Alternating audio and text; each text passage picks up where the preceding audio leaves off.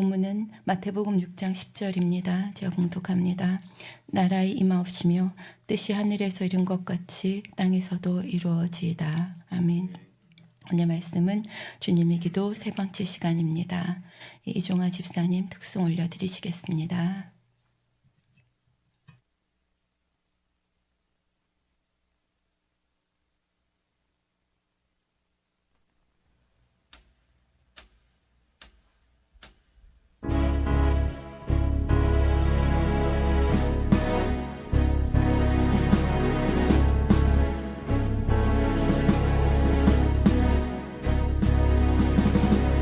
너의 푸른 가슴 속에 십자가의 흔적이 있다면 주위에 이제 일어나 너의 믿음 주께 보이라.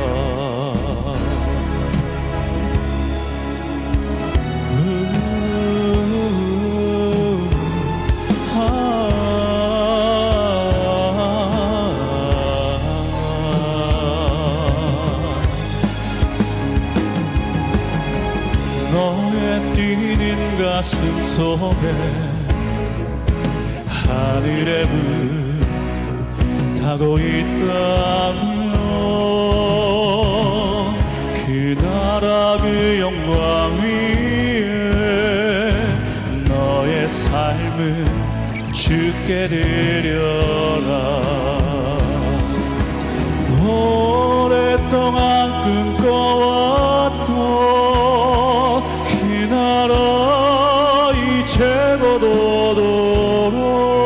최고도록 우리 주의 은혜가 이 땅 입술며 흐르도록 하나님의 눈물을 가진 자 일어나 주님을 따르라. 너의 십자가 지고 주님을 따르며 온 세상 주의 영광 보겠네.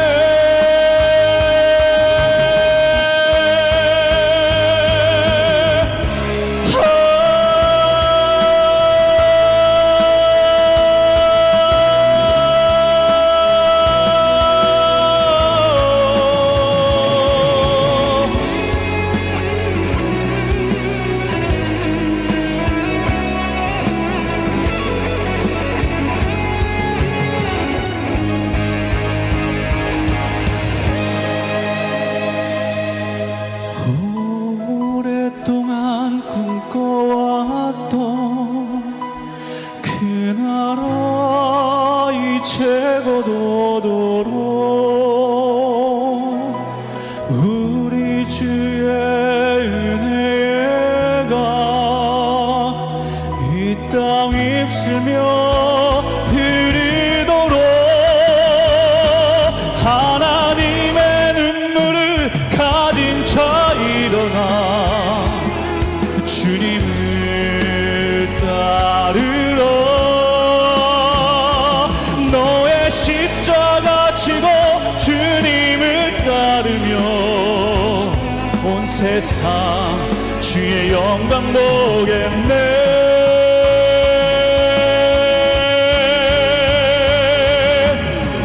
너의 삶을 불태워 주를 섬겨라. 주의 영광 나타나겠네. 오래 황폐한 이 땅 꽃을 피워라. 주의 향기 가득하겠네. 너의 삶을 불태워 주님을 섬겨라. 주의 영광 나타나겠네. 오래 황폐한 이 땅에 꽃을 피워라.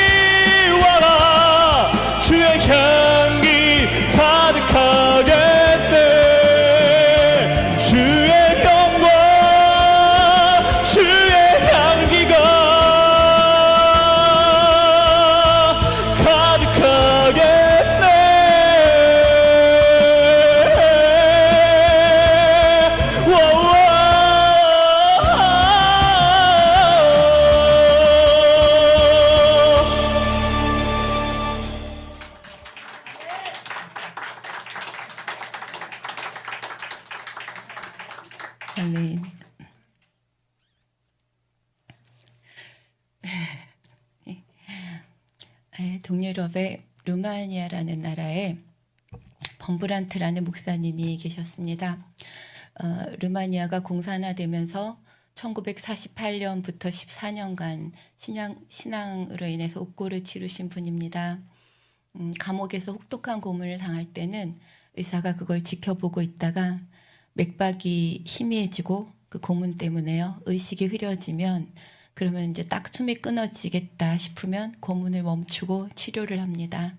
그래서 주사를 놓고 영양을 공급하고 그렇게 해서 좀 살만하면 다시 고문을 시작합니다. 그런 날들을 보내면서 이분이 이런 기도를 했답니다. 하나님, 그들은 제 뼈를 부러뜨리고 수십 군데의 살을 베어냈고요. 불로 지지고 18군데나 구멍을 뚫었습니다. 그러나 하나님, 저는 아직 견딜 수 있습니다. 저는 지금 저보다 더 힘든 형제들이 많을 테니까요. 그들에게 갚아주세요. 하나님께서 제게 침묵하실 때도 지금 내 형제를 방문하고 계시는구나 하고 생각하면 저는 기쁩니다. 하나님, 저는 잘 이기고 있습니다. 이런 기도 저런 기도 하면서 밤새워 이렇게 기도를 드리곤 했다고 하십니다. 그런데 혹독한 날들이 계속되고 세력이 떨어져 가면서 어떤 날은 그 고문을 당한 뒤에 감방에 던져졌는데 그 몇 마디 문장조차도 이렇게 만들어낼 그런 기도를 떠올릴 힘이 없는 날도 있었다고 합니다. 근데 그런 날은 이렇게 기도를 하셨대요. 주님, 죄송하지만 저 오늘은 기도를 드릴 힘도 도대체 없습니다. 제가요, 저 감방 한가운데로 기어가서요, 밤새 주님 앞에서 거기 누워만 있겠습니다. 주님, 그것만으로도 오늘은 기도로 받아주십시오. 그렇게 했다는 것입니다. 그 음침한 감옥의 그 한가운데 거기를 구별해드리고 그냥 누워만 있는 그 한 밤의 시간을 하나님께서는 어떤 장엄한 예배 못지않게 기쁘게 받아주셨을 거라고 저는 믿습니다.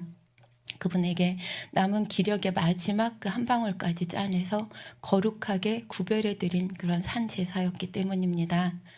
만약 나중에 내가 하늘에서 이분을 만나게 되면 이분이 얼마나 큰 영광을 입고 계실까 생각을 해보았습니다. 지난 시간에 우리 이름이 거룩히 여김을 받으시오며 했습니다. 우리로 인해서 하나님께서 영광 받으시기를 구하는 기도입니다. 그러기 위해서 우리가 하나님의 것은 구별해서 드려야 한다 했습니다. 우리 하나님은 친근하고 따뜻한 아버지이십니다. 그렇지만 피조물이 감히 홀대할 만한 분이 아닙니다. 우리 인생에 쓰다 남은 것으로 시간과 물질과 정성의 찌꺼기 그런 것들을 바쳐도 괜찮은 그런 분이 아닙니다. 우리 삶의 가장 아름다운 것, 가장 최고의 것을 드려도 부족한 분이십니다. 그래서 예수님께서 기도를 가르쳐 주실 때 먼저는 하나님의 영광에 대해서 깨우쳐 주시는 것입니다. 우리가 하나님을 존귀하게 여기면서 영광 돌릴 때 하나님께서는 반드시 우리에게도 은혜로 갚아주십니다. 그렇기 때문에 우리 삶 가운데 아주 작은 부분이라도 하나님께 무엇인가 구별해서 특별히 드릴 수 있다는 것은 참으로 복된 일입니다. 오늘 주일 예배도 또 새로 시작한 주일 수예배도 오실 때에 늘 하던 것이니까 습관대로 한다 이런 마음이 아니라 아버지 오늘도 간절히 사모합니다. 꼭 만나주셔야 합니다. 이렇게 구별된 마음으로 보좌 앞으로 나아가시기를 바랍니다. 그럴 때 하나님께서도 만나주시고 영육간의 축복으로 갚아주시는 줄 믿습니다. 오늘 본문에 나라의 임하옵시며 했습니다. 나라가 하지 않고 왜 나라이 하느냐, 이건 옛날 문법이라서 신경 쓰실 것이 없고요. 하나님 나라가 임하게 하소서 하는 기도입니다. 말은 참 멋지게 들리는데 구체적으로 무슨 뜻인가 알고 기도하시는지 모르겠습니다. 하나님의 나라는 천국이지요. 근데 천국이 임하소서 하는 거지요. 그러면 세상 종말이 빨리 오게 해주세요 하고 기도하는 것일까요? 아니면 중세의 십자군 전쟁처럼 모든 나라가 기독교 국가가 될 수 있게 그렇게 싸우자는 것일까요? 결론부터 말하면 먼저는 우리 각자의 마음 안에 하나님의 나라가 임해야 합니다. 다음으로는 우리가 있는 곳, 가정이든 직장, 사회, 또 온 세상이 하나님의 나라 확장해 나가야 합니다. 그리고 마침내 세상 끝에는 주님께서 재림하시고 우리가 완전한 하나님의 나라에 들어갈 것인데 그 천국을 잘 준비하는 하루하루가 되게 하소서 하는 내용입니다. 예, 이 세 가지를 구체적으로 살펴보기 전에 우리가 먼저 기억할 것이 있습니다. 하나님의 나라, 그 나라라는 말은요, 그냥 나라가 아니라 원래 언어의 뜻이 왕국이라는 뜻입니다. 통치권에 관한 문제입니다. 하나님께서 왕으로 다스리는 나라, 그 통치가 미치는 곳이 하나님의 나라입니다. 거꾸로 말하면 하나님을 왕으로 인정하고 순종하는 백성들이 있는 곳이 하나님의 나라인 것입니다. 그런데 그 하나님의 통치는 세상의 통치와 달라서 억압하고 괴롭히고 휘두르고 이런 것이 아닙니다. 질서와 보호입니다. 하나님의 나라는 의와 평강과 희락이라는 말씀대로 그 백성들에게 그 삶 가운데 불의가 없고 공평과 평화와 기쁨이 넘치는 그런 곳입니다. 사실 성경 66권은요, 창세기부터 요한계시록까지 전체가 하나님의 나라를 다루고 있는 내용입니다. 우리에게 누가 너희 왕이냐 물으시는 것입니다. 창세기만 봐도 하나님께서 에덴을 지으시고 만물을 다스리는 권세를 아담에게 주셨습니다. 마치 왕과 같이 누리게 하셨습니다. 그렇지만 단 한 가지 금하신 것이 있습니다. 뭐지요? 네, 선악과를 금하셨습니다. 이것은 아담의 왕이 누구냐를 확인하는 것입니다. 선악과라는 그 한 가지 금지사항을 내가 지킨다라고 하는 것은 그 아담이 하나님의 나라에 속해 있다라는 증거였습니다. 그가 하나님의 통치와 보호 아래 있다는 상징입니다. 그런데 아담은 하나님의 통치를 거부했습니다. 내 인생 내가 주인 되겠다 하고 선악과를 따먹어 버린 것입니다.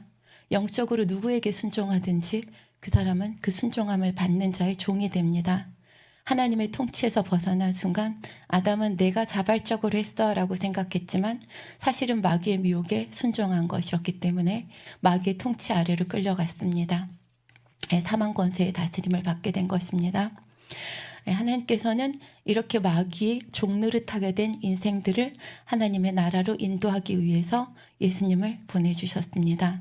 그 이후에 구약의 역사도 또 신약의 역사도 결국에는 그 하나님을 다시 왕으로 섬길 수 있게 우리를 도와주시는 과정입니다. 그리고 계시록 마지막에 보면 볼지어다 그가 구름 타고 오시리라면서 진짜 왕이 오시고 그리고 마라나타 주 예수여 오시옵소서 이렇게 그 왕을 우리가 맞이하고 그 하나님의 나라가 온전히 회복되는 그걸로 이 성경 66권이 마무리되는 거지요.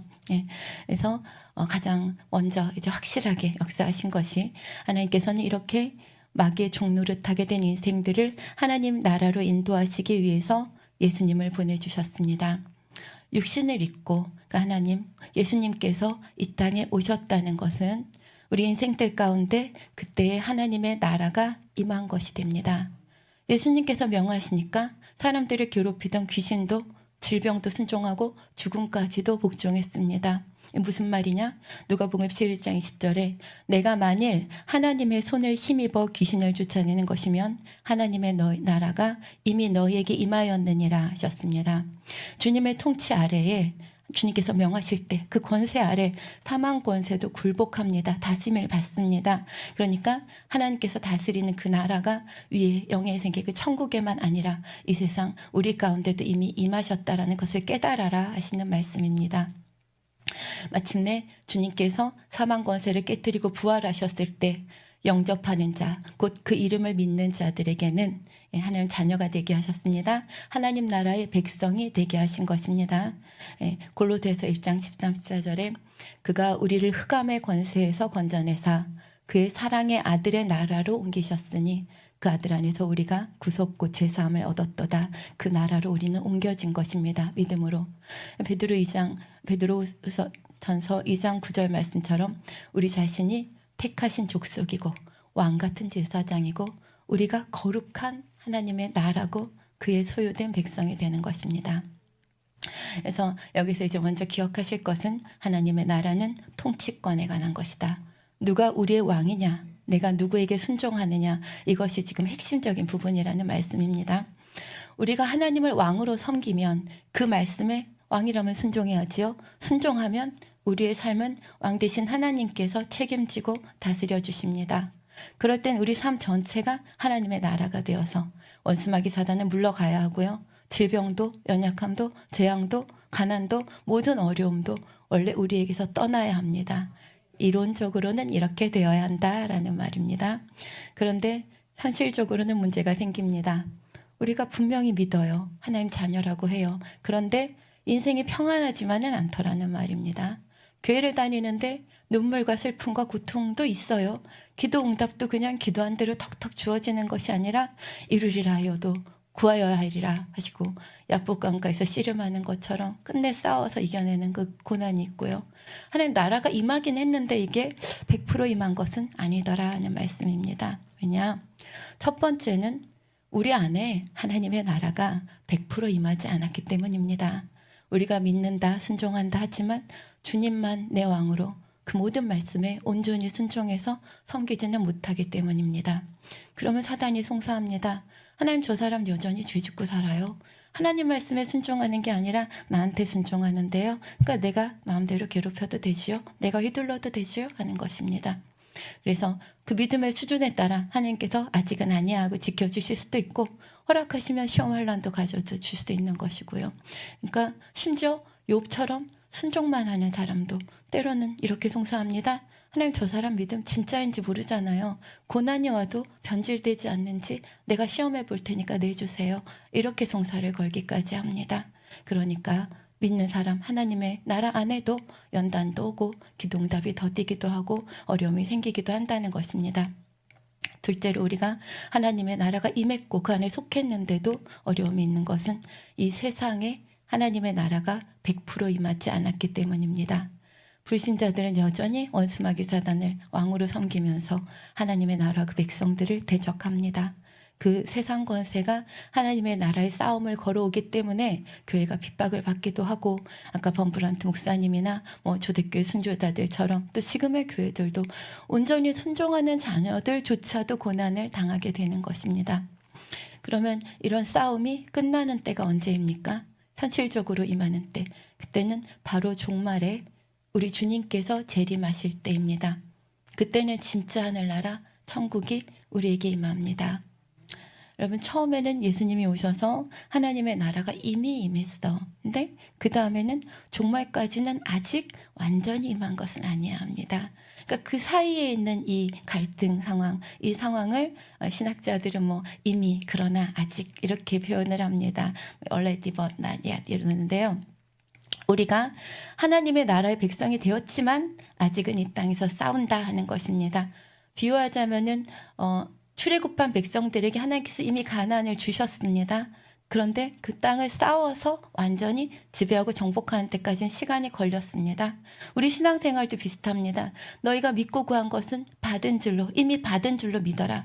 저같이 치게 맞으셔서 너희가 이미 나음을 입었다 하지만 실상으로 그 열매를 따기까지는 내가 믿음으로 고백하고 행하고 하는 그 영적인 싸움들이 있더라는 말씀입니다. 이렇게 이미 임한 하나님의 나라, 그 이미 되어진 나라가 아직 손에 쥐어지지 않은 지금의 상황에서 온전히 눈에 보이고 만진 바가 되어질 때까지 나라가 임하옵시고 이렇게 기도하라고 주님께서는 가르치고 계시는 것입니다. 그럼 지금부터 어떻게 그 나라가 임하는가 그 기도의 의미를 구체적으로 살펴보겠습니다. 첫째로 우리 마음 안에 하나님의 나라가 온전히 임해야 한다 했죠. 누가복음 17장 21절에 하나님의 나라는 너희 안에 있느니라 했습니다. 정말로 여러분 안에는 하나님의 나라가 있습니까? 아멘이시죠. 하나님만 주님만이 나의 왕이십니까? 그렇게 되기를 아멘입니다. 그러면 왕의 말씀에 온전히 순종하시겠죠. 아니 왕한테 거역하면 반역이잖아요. 죽어요. 근데 성령의 음성 또 성경의 말씀 그 왕의 음성에 순종해야 합니다. 그런데 순종하지 못하는 만큼 그 부분만큼 우리 안에는 하나님의 나라가 건설되지 못한 부분이 남아있더라는 말씀입니다. 언더 컨스트럭션 그러죠. 공사 중하고 팻말을 지금 딱 붙여놓은 거예요. 아버지 아직은 좀 진행 중입니다. 온전히 순종하려면 어떻게 해야 하느냐? 우리의 마음밭을 기경해야 합니다. 경작입니다. 예. 창세기 보면 아담이 에덴에서 쫓겨난 순간부터 하나님께서는 사람에게 자기의 근본된 토지를 갈게 하신다 했습니다. 연초에 심은 대로 거두리란 말씀에서 다 들으셨어요? 원래 아담이 지음받았을 때는 그 마음이 좋은 밭이었습니다. 흙으로 지으셨을 때. 하나님께서 말씀의 씨를 뿌리시는 대로 풍성한 열매를 맺었습니다. 그러니까 왕같이 형통하게 권세를 누리며 살았습니다. 그런데 범죄에서 하나님과의 교통이 끊어지고 마귀에게 순종해서 그 종으로 살면서 밭이 황폐해지기 시작을 했습니다. 그래서 그 황폐해진 상태, 그 마음 밭을 마가복음 4장에 보면 예수님께서 4가지로 비유하고 계십니다. 먼저 15절에 말씀이 길가에 뿌리었다는 것은 이들이니 곧 말씀을 들었을 때에 사단이 즉시 와서 저에게 뿌린 말씀을 빼앗는 것이라고 했습니다. 길가는 사람들이 밟고 다녀서 굳어져 버린 땅입니다. 씨를 뿌려도 뿌리를 박을 그런 틈이 없죠. 그러니까 그 위를 굴러다니다가 새한테 먹혀버립니다. 이런 마음은 아무리 하나님의 말씀을 들어도 귀가 막힌 것처럼 내 생각에 안 맞으면 순종하지 못하는 마음입니다. 신앙생활해도 말씀대로 변화하려고 하는 게 아니라 자기 생각대로 자기 고집대로만 버티는 사람입니다. 믿음의 성장이 없죠. 세상의 지식, 자기의 틀, 교만 이런 것을 고집하고 있는 만큼 하나님의 말씀이 안 들리는 것입니다. 이게 하나님의 뜻이야 하고 가르쳐줘도 나는 그렇게 생각하지 않아 하는 것입니다. 물론 마음이 온통 길가밭이면 믿지도 않지요. 교회도 안 나오지요.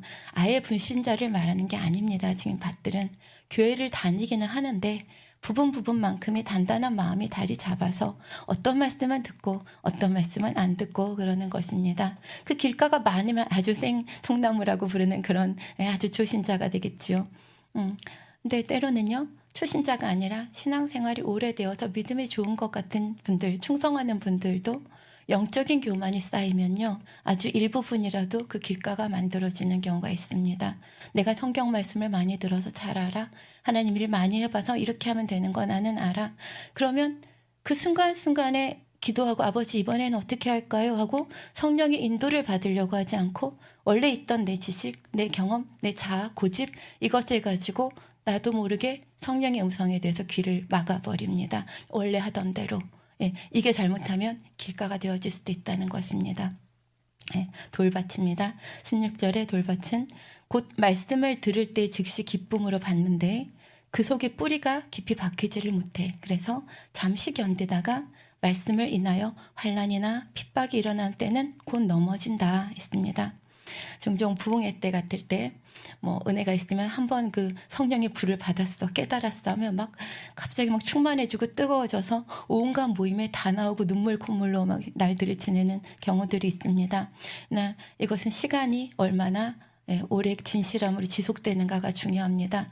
세상 사랑하는 마음이 바위돌처럼 깊이 박혀 있으면 열심히는 했는데 시간이 지나면서 스물스물 옛 추억이 떠오릅니다.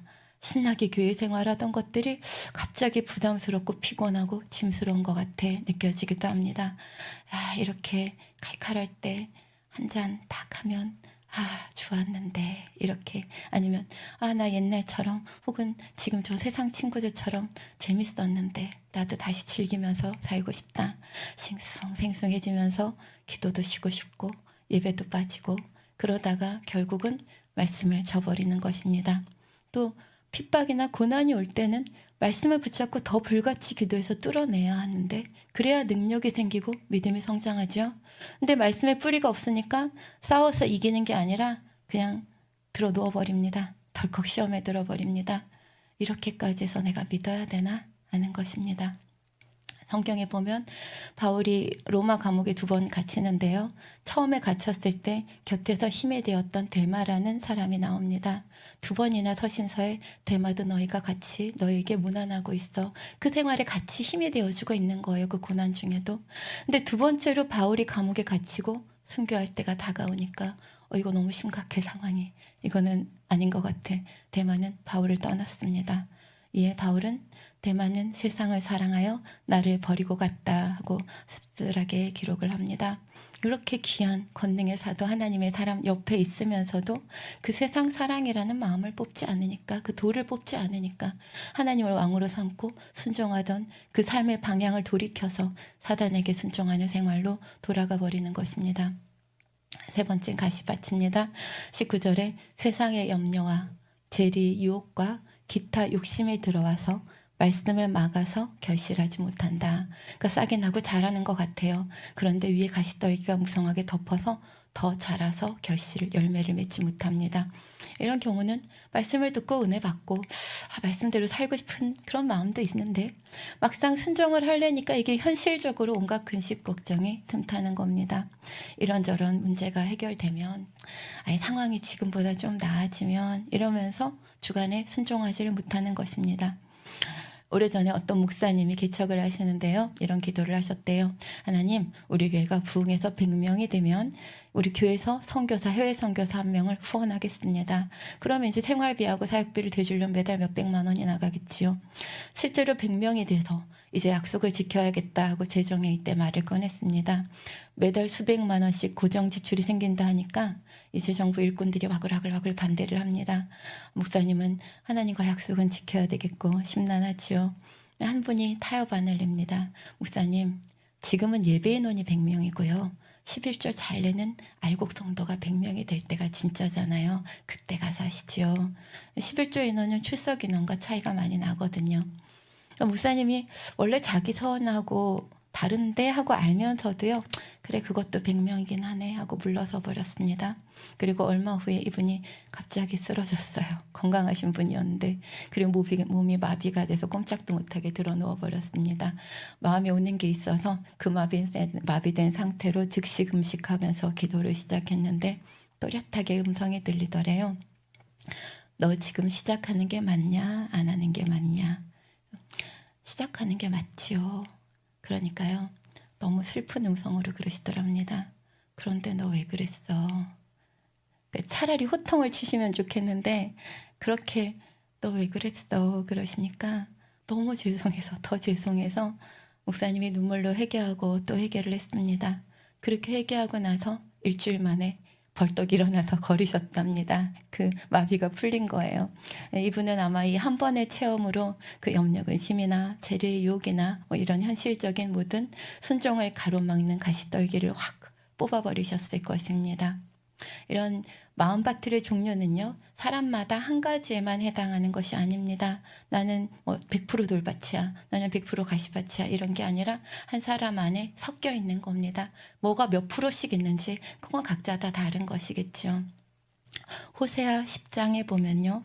이스라엘이 하나님을 대적하고 우상 숭배를 하는 그 결과로 많은 날 동안 너에게는 왕이 없을 거다 하십니다. 그 왕의 그 하나님의 보호가 사라지고 세상 권세 아래 있게 됩니다. 그래서 너희는 송아지처럼 강제로 멍에를 메고 밭을 가는 것처럼 그렇게 연단을 받게 될 거야 하고 경고하는 말씀이 나와요. 그래서 12절에 말씀하십니다. 너희가 자기를 위하여 의를 심고 긍휼을 거두라. 지금이 곧 여호와를 찾을 때니 너희 묵은 땅을 기경하라. 밭을 경작하라 하는 것입니다. 마침내 여호와께서 임하사 의를 비처럼 너에게 내리시리라. 아담 이후로 묵어버린 그 땅을 우리가 경작해야 합니다.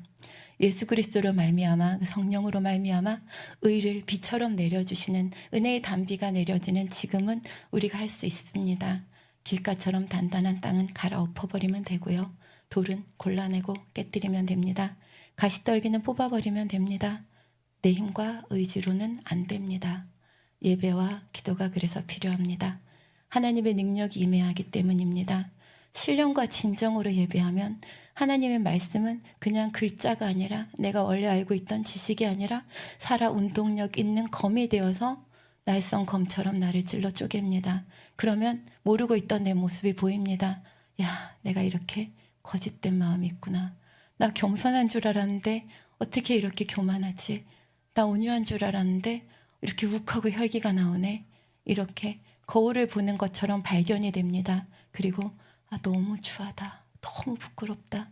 빨리 버려야 되겠다. 이런 절실한 마음이 드는 겁니다. 그러면 그 말씀을 붙잡고 흘러버리면 안 됩니다. 그럼 거울을 보고 잊어버리는 사람과 같아요. 그러니까 그 말씀을 붙잡고 간절히 기도하고 행합니다. 그러면 성령의 능력이 임하고 변화되기 시작합니다. 성령의 불을 받고 돌도 깨지고 가시떨기도 뽑힙니다. 10%, 20% 점점 마음이 좋은 밭으로 개간이 됩니다. 그렇게 우리 마음에 하나님의 나라가 임하고 왕이신 주님께 순종하는 마음이 됩니다. 그러면 우리 삶은 하나님의 통치 아래서 보호와 축복을 누리게 되는 것입니다. 30배, 60배, 100배 심는 대로 거두고요. 영혼이 잘된 같이 범사가 잘 되고 강건하고요. 믿는 자에게는 이런 표적이 따르리니 하는 말씀대로 귀신도 질병도 제어할 수 있고 뱀을 짚고 그리고 사단의 역사를 파하고 세상에 어떤 독을 마셔도 그 독성에서 지켜주신다는 것입니다. 그 자녀된 권세를 누리는 겁니다. 이렇게 하나님 우리 마음밭을 개간하게 해주세요 하는 간구가 하나님의 나라를 우리 안에 임하게 하시라는 나라에 임하옵시고 하는 그 기도 안에 담겨 있는 것입니다. 둘째로 하나님의 나라가 임하옵소서. 이것은 이 세상에 하나님의 나라가 확장되게 하옵소서 하는 것입니다. 원수마귀는 교회를 보고 성도들을 보면 저 영혼들이 원래 다 내 거였는데 하나님께 빼앗겼다라고 생각할 것입니다.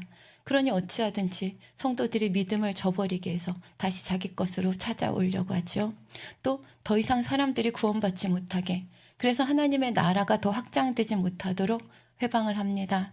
그러니까 우리는 십자가 군병되어서 찬양하는 것처럼 이런 마귀 권세를 대적해서 하나님의 나라가 확장되도록 힘써서 기도해야 하는 것입니다.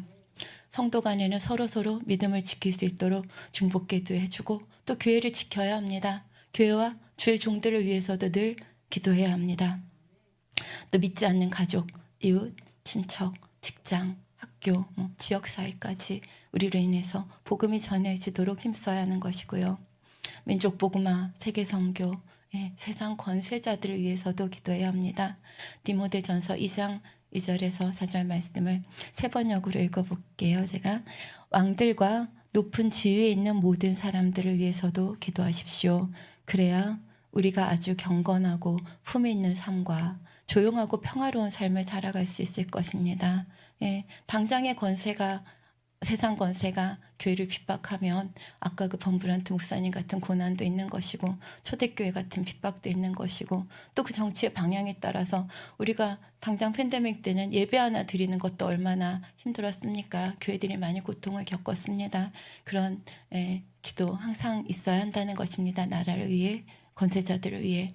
그래서 복음 전파의 확장과 나라와 민족을 위한 기도 다 하나님 나라가 임하옵시고 하는 기도의 내용입니다. 셋째로 나라가 임하옵소서 하는 기도는 다시 오실 주님과 그 재림, 온전한 천국을 기다리는 기도입니다. 내가 이 땅의 헛된 것을 보지 않고 천국을 소망하면서 하늘에 속한 사람으로 이 땅을 살아가게 하옵소서 하는 기도입니다. 교회에 개척하고 얼마 안 되는 기간이었는데 우리 성도님들의 가족분들 중에서 3분이나 소천하셨습니다. 다행히도 다 구원받고 평안하게 임종하셨어요. 그런데 다들 이 땅에 계실 때는요, 그러니까 평안하게 소천하시기 전에는 조금 더 수명이 연장되기를 바라셨습니다. 제가 볼 때는 그랬어요. 그 중에 한 분은 믿음이 좋으셨는데 거동을 못하고 누워 계신 지가 오래되셨어요. 병상에서 막 의식도 약간 이렇게 왔다 갔다 하시고 발음도 잘 안 되세요. 그런데도 계속 무슨 말씀을 하시는데 잘 들어보니까 그래요.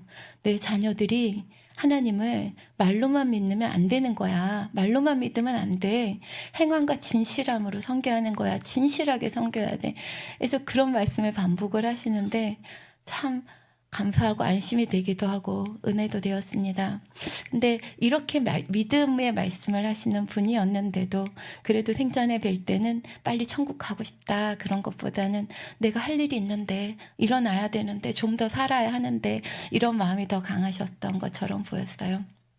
그런데 지금에 와서 이제 천국에 가신 이분에게 만약에 이 땅으로 지금 돌려보내줄 테니까 몇 년만 아니면 한 달만 더 살다 와라. 그러면 아유 좋습니다. 그러겠다고 하실까 하는 생각이 들었습니다. 나는 싫어요. 나는 절대로 싫어요. 잠깐도 싫어요 할 것 같습니다.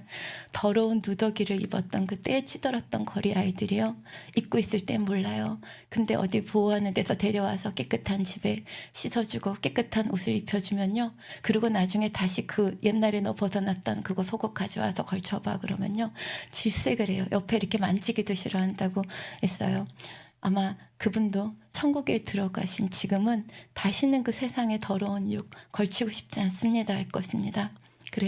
그래도 한 달만 좀 땅에 머물다가 와 그렇게 해서 억지로 이 땅에 돌아오셨다고 한다면 그럼 그분이 어떻게 지내실까요? 똑같이 거동 못하고 말씀도 잘 못하고 병원에 누워만 있는 한 달을 보낸다 해도 그 전과는 전혀 다른 한 달을 보내시지 않겠습니까? 누워서 생각하고 기도하는 내용이 달라질 거예요. 내 재산을 어떻게 처리해야겠다? 그것도 달라질 것입니다. 병원에 면회오는 내 자녀들이나 지인들에게 내가 무슨 말을 남길까? 그것도 전혀 달라질 것입니다. 부자와 거지 나사로의 비유를 잘 아십니다. 부자는 날마다 사람들과 잔치하면서 살았고요. 호의호식하다가 하나님을 경외하지 않았기 때문에 지옥불에 떨어졌습니다. 근데 이 부자의 그 잔치집 앞에서 떨어지는 음식을 구걸해 먹던 거지 나사로는요. 몸에는 질병이 있었고 걔가 그 헌대를 핥았다고 할 정도로 비참하게 생활했습니다. 근데도 하나님을 경외하는 마음이 있었기 때문에 죽어서는 천국에 갔습니다. 아브라함의 품에 안겼다 했죠. 지옥에서 고통받던 부자가 저 멀리 천국에 있는 나사로를 알아보고는 나 이 불 속에서 혀를 적시게 물 한 방울만 좀 갖다 달라고 찍어달라고 구했지만 천국과 지옥은 전혀 교통을 할 수가 없었습니다. 그래서 이번에는 그럼 나사로를 지금 살아있는 저 내 형제들에게 좀 보내주세요. 그래서 그 형제들이 절대로 이 지옥에 좀 안 들어오게 해달라고 그들에게 전해주세요 하고 강청을 합니다. 그러나 이것도 허락되지 않았습니다. 왜냐? 율법과 선지자 그 살아있는 사람들이 전도하는 말을 듣고도 너희가 변화되지 않으면 죽은 사람이 살아나서 전한다고 해도 아무 소용이 없다라고 하시는 것입니다. 성경에는 이것으로 비유가 끝났습니다. 그런데 만약에 이 부자가 한 번만 더 기회를 얻어서 일주일만이라도 세상에 돌아갈 수 있다면 이 사람이 무엇을 했을까요? 야, 일주일 남았다. 내가 이렇게 많이 쌓아둔 재산 아까운데 일주일 안에 다 쓰고 가자, 다 누리고 가자. 그러면서 예전보다 더 호화롭게 잔치하고 방탕하고 그렇게 살았겠습니까? 아니면 며칠이라도 내가 일주일만큼 더 열심히 창고에 보물을 더 쌓아야지, 더 영화를 누려야지 하겠습니까? 내가 죽으면 내 사랑하는 자녀들이 뭐 먹고 살까 염려하면서 집도 사주고 건물도 사주고 창고에 보물도 더 쌓아서 물려줘야지 이러겠습니까? 아니면 얘들아 나 일주일 있으면 나는 더 이상 얘기를 할 수 없는데 절대로 너희들 지옥불에 떨어지면 안 돼. 꼭 평생에 하나님 잘 믿고 천국 가야 된다. 이러면서 어떻게든 그 믿음의 유산을 남겨주려고 하겠습니까? 그 불 속에서 걱정했던 그 형제들, 그 사람들에게는 어떻게 할까요? 당장이라도 달려가서 내가 봤다고, 진짜로 천국과 지옥이 있다고, 당신들 하나님 경외하고 살아야 된다고, 안 그러면 큰일 난다고 매달려서 전하지 않겠습니까? 이 땅에서 또 닥쳐오는 어떤 걱정거리들이 있어요. 뭐 사업이 망했어요, 일주일 동안에. 안 그러면 온몸에 갑자기 크고 중한 질병, 사고가 나서 다리가 부러졌어요. 몸이 찢어지는 고통이 있어요. 근데 그 고통보다, 근심보다 더 심각한 고민이 이 사람에겐 있을 겁니다. 일주일 뒤에 나 다시 죽으면 나 또 그 지옥의 불 속으로 떨어지면 안 되는데 내가 뭘 어떻게 해야 거기를 안 가고 천국에 갈 수 있을까? 이 생각에 사로잡혀서 다른 근심거리도 어떤 고통도 그다지 크게 느껴지지 않을 겁니다. 우리는 이 부자처럼 불구덩이에 떨어져 본 적도 없고요. 아직 천국의 영광을 사도 바울처럼 본 적도 없습니다. 그러나 분명히 천국과 지옥이 존재한다는 것을 하나님의 말씀으로 믿습니다. 영광의 구름 타고 임하실 우리 주님의 재림도 믿고요. 이 땅 오늘의 행함 하나하나에 따라서 내가 천국에서 누릴 영광이 달라지는 것도 믿습니다. 그러면 그 비유 속의 부자보다 더 절박하게 그 천국에 들어갈 준비를 해야 하지 않겠습니까? 물론 이 땅에서의 삶도 성실하게 살아야 합니다. 그러나 내가 지금 땅에 쌓는 것과 하늘에 쌓는 것 중에서 내 인생의 비중이 어느 쪽에 더 쏠려 있느냐, 어느 쪽에 더 마음을 많이 쏟고 있느냐, 그걸 생각을 해보면 내가 장차 노래할 그 하나님의 나라를 얼마나 진심으로 믿고 있는가 점검할 수 있다는 말씀입니다. 아버지 집에 거할 곳이 많다. 내가 너희 처소를 예비하면 곧 데리러 올 거다 약속하신 우리 주님, 오늘 하루를 내가 주님 맞을 준비 잘 하고 지내게 하소서. 그래서 오늘 밤이라도 마라나타 주여 오시옵소서 이렇게 담대하게 고백할 수 있게 그렇게 살아가게 하소서. 이것이 나라가 임하옵시고 할 때 우리가 기도하는 세 번째 내용입니다. 네. 생명의 삶 계속 보고 계시겠지만요, 이제 멋진 구약 최강의 선지자 중에 한 분인 엘리야 선지자가 등장을 했습니다. 모세와 엘리야에서 구약에서 기둥 같은 두 분입니다. 이스라엘 온 나라가 우상 숭배로 엉망이 되었을 때 하나님의 사람 엘리야가 딱 나타나서 예언을 하니까 그날부터 3년 반 동안 비 한 방울 오지 않는 가뭄이 들었습니다. 그리고 딱 또 나타나서 다시 기도하시니까 그날로 폭우가 쏟아졌습니다. 하늘을 열어요.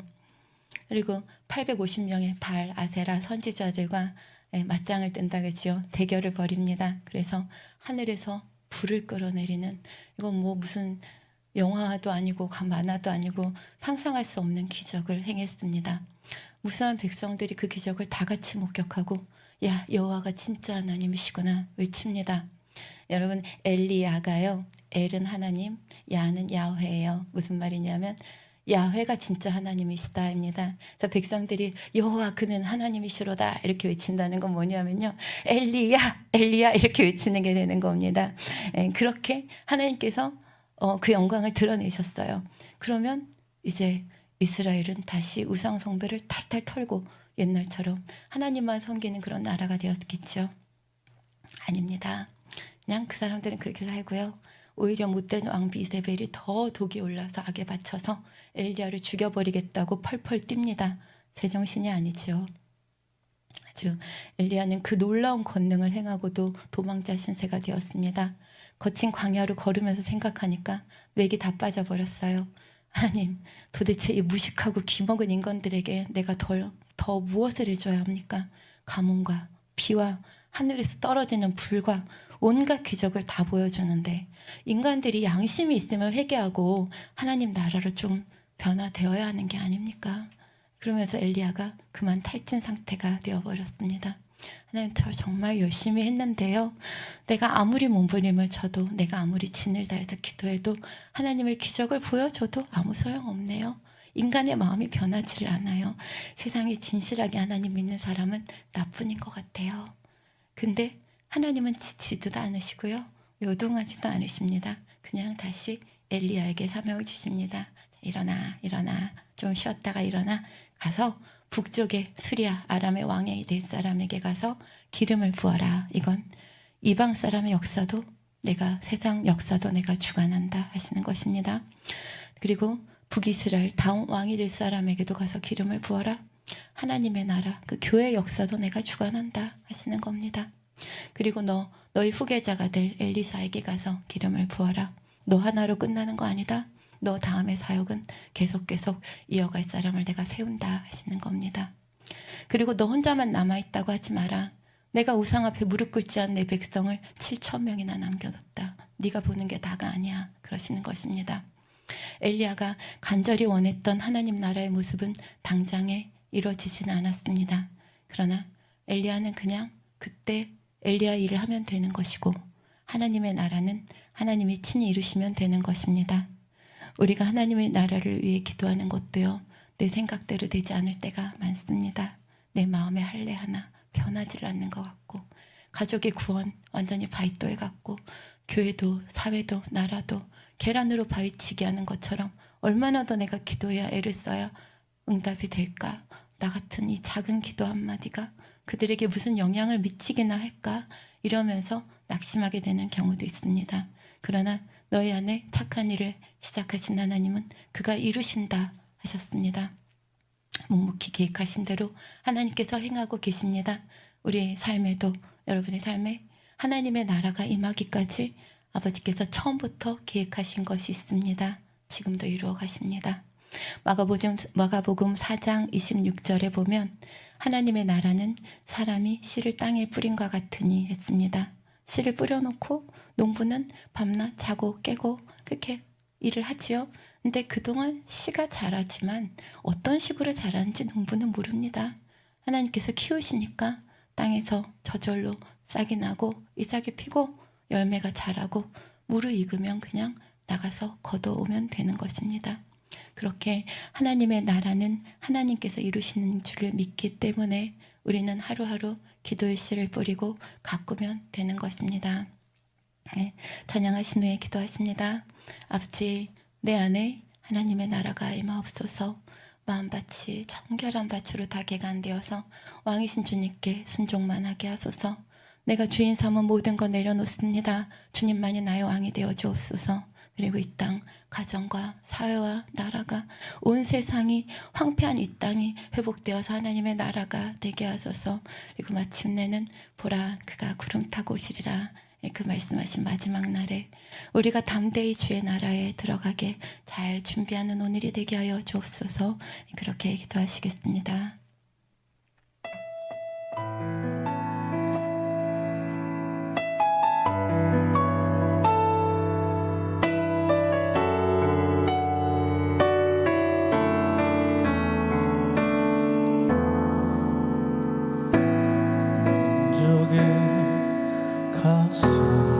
가슴마다 피 묻은 그리스도를 심어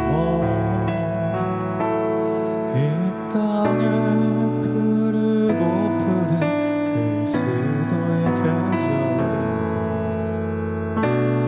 오게 하소서.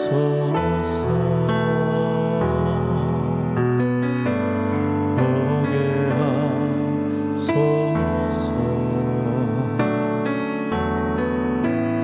이 땅에 하나님의 나라가 이루어지게 하옵소서. 모든 사람의 마음과 교회와 가정에도 하나님 나라가 임하게 하여 주소서. 주의 청년들이 예수의 꿈을 끄고 인류 구원의 환상을 보게 하소서. 한 손엔 복음 들고 한 손엔 사랑을 들고 온 땅 구석 누비는 나라 되게 하소서.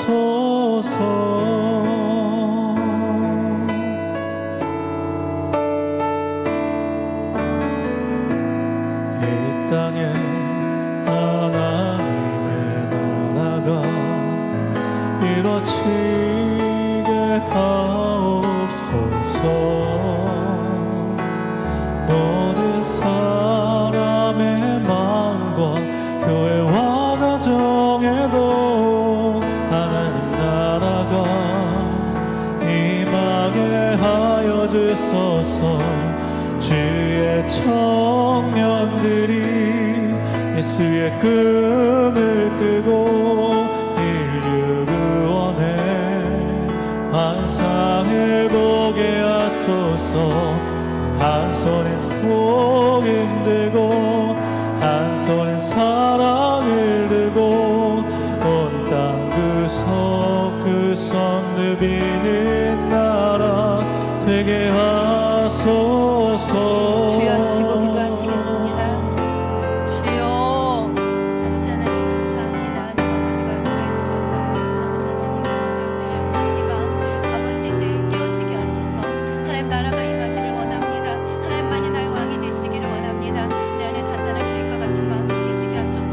세상 사랑하는 돌 같은 마음도 아버지 골라내고 깨뜨리게 하여 주옵소서. 죄의 유혹과 세상 근심과 아버지 이 땅의 모든 염려 근심들 아버지 육세 생각들 동원하지 않게 하시고 오직 듣는 대로 말씀에 하나님 말씀에 순종만 하게 하여 주옵소서.